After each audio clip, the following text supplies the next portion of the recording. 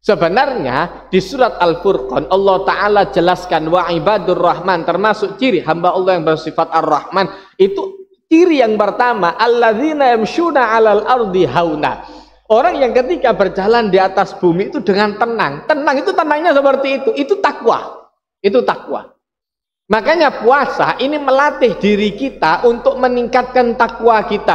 Dari awal sudah niat sahur. Nah, diajari kalau memang tiap hari kalau bisa niat untuk berpuasa sudah, niat berpuasa sudah, mungkin ada satu hari yang lupa untuk niat berpuasa atau dia sudah niat berpuasa tapi lupa untuk sahur, begitu tangis jam itu ya Allah ndak mangan blas rek. Terus tindakan selanjutnya bagaimana? Itu takwa, melatih otak untuk terus berpikir sesuatu yang baik. Makanya dalam hal ini setiap Jumat khotib itu mengingatkan agar kita meningkatkan takwa, kemudian apa? Melatih fungsi otak. Wal tandur nafsum ma qaddamas lighad. Hendaklah setiap jiwa itu memikirkan apa yang baik ke depannya. Ini otak selalu dijak mikir, otak selalu digunakan. Otak yang selalu digunakan akan terbiasa untuk memikirkan hal-hal yang baik, akan terbiasa untuk bergerak ke arah yang baik. Tapi otak yang tidak terbiasa digunakan arah yang baik, nah nanti akan mengarah kepada yang buruk. Mesti. Jadi tujuan kita diingatkan oleh Allah Ta'ala dalam berbagai ayat itu seperti itu. Itu korelasinya masuk semua.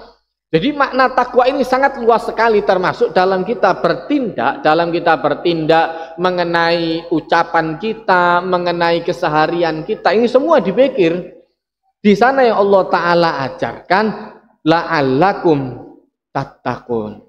Mudah-mudahan dengan puasa ini kita bisa meningkatkan takwa kita. Tambahkan ilmu setiap bulan Ramadan, tingkatkan kewaspadaan kita, tingkatkan kemampuan kita untuk beribadat, tingkatkan kualitas kita untuk beribadat setiap bulan Ramadan. Walaupun secara kuantitas mungkin menurun, tapi secara kualitas jangan turun. Ada yang tak kuat di sana. Wis umur nek biyen sik enak sik anan. Dulu tarawih 23 dawuk-dawuk wis kuat jan sak kuat. Oke. Tenaganya berkurang, kuantitasnya berkurang, maka jangan sampai kualitasnya yang berkurang. Enggak apa-apa kuantitas berkurang. Tapi kualitas jangan berkurang. Cukup bilang rakaat sih. Enggak sanggup untuk ke masjid, Ustaz. Kadang-kadang kalau sudah repot kantor atau repot toko itu tidak sempat untuk ke masjid. Tidak apa-apa. Tapi sembahyang isakmu, ojo lu cepet teko terawih nih. Isin lah. Malu lah, masa terawihnya cepet, terawih ini cepet, isak cepet pisan. Yang fardu saja. Jangan lebih cepat dari yang sunnah. Jadi kuantitasnya berkurang, tapi kualitasnya tetap bahkan terjaga, bahkan bisa lebih. Itu yang dibutuhkan. Makanya di akhir hayat, justru kualitas hidup Rasulullah, terutama yang fardu-fardu, itu malah kuat. Tidak malah berkurang. Di musim yang dingin luar biasa, itu usia Rasulullah sudah di atas 50 tahun. Di atas 50 tahun.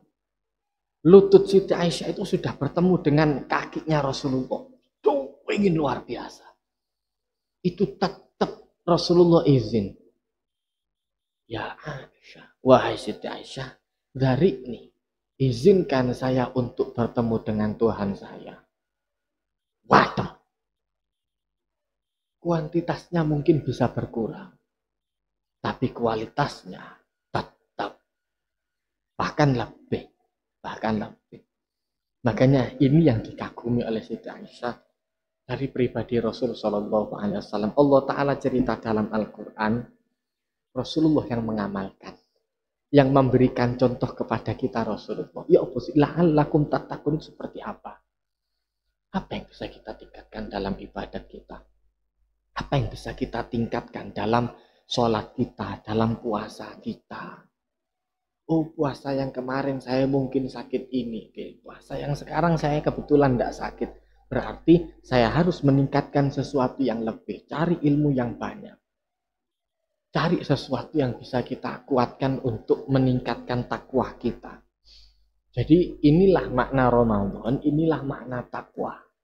Sehingga keluar dari bulan Ramadan, orang mengucapkan minal aidin, termasuk orang-orang yang kembali menjadi fitrah, kembali suci, itu seperti itu.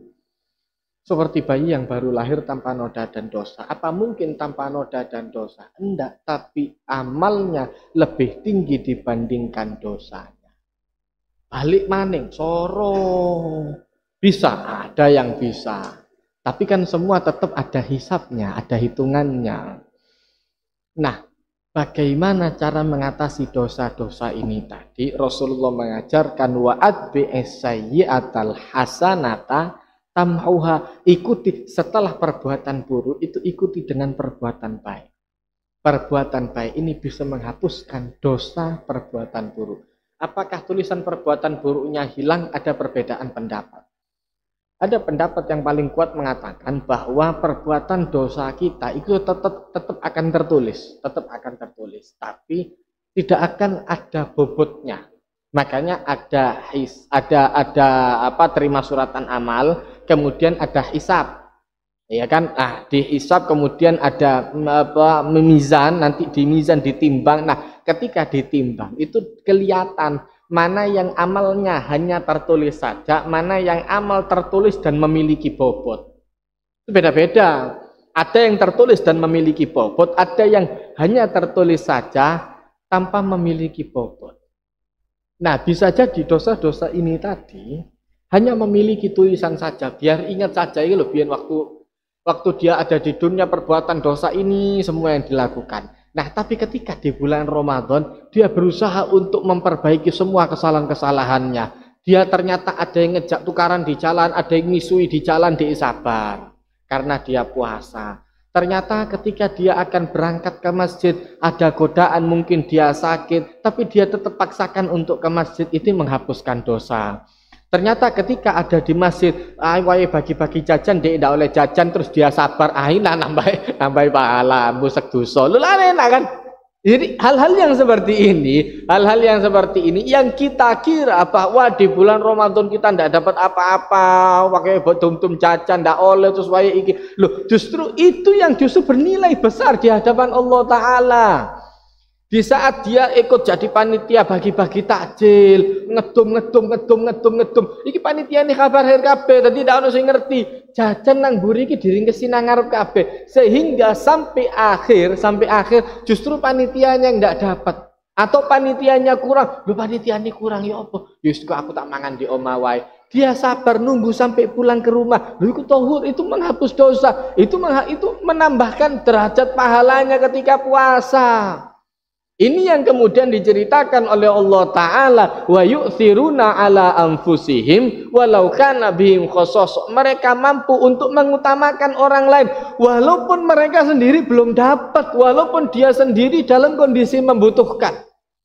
Ini ada poin plus lagi di hadapan Allah Ta'ala, sehingga la'allakum tattaqun. Mudah-mudahan dengan itu kita bisa meningkatkan takwa, agar kalian lebih meningkatkan takwa. Itu ada di sana.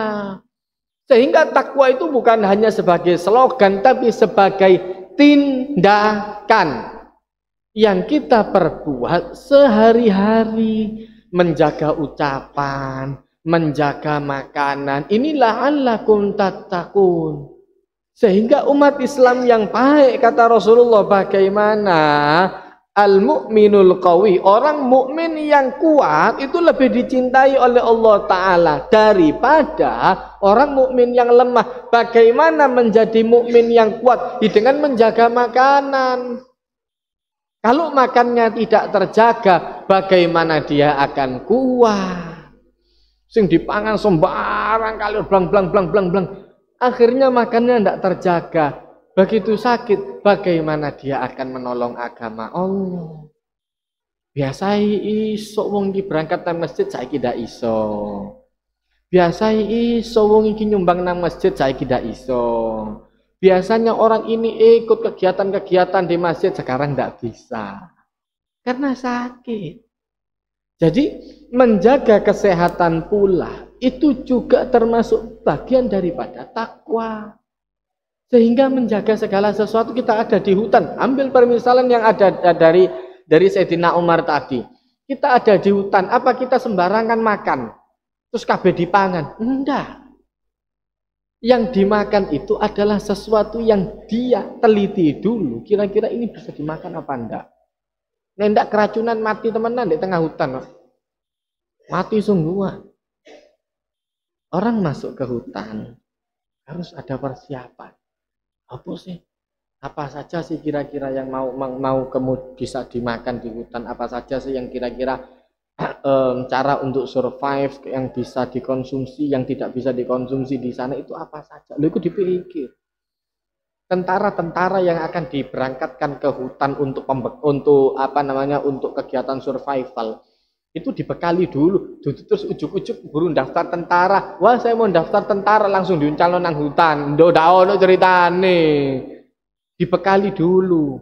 Kira-kira nanti makanan yang bisa dimakan seperti ini tanaman-tanaman yang bisa dimakan, ini hewan-hewan yang bisa dimakan. Ini kalau ini agak berbahaya. Itu dipikir, Mas. Karena yang keracunan karena makanan itu juga banyak. La'allakum tattaqun itu juga ada di sana. Sehingga kita disuruh puasa untuk apa? Agar bisa sehat. Biar sehat. Biar bisa menjalankan ibadat itu dengan lancar. Biar bisa menjalankan ibadat dengan baik. Ini tujuan puasa.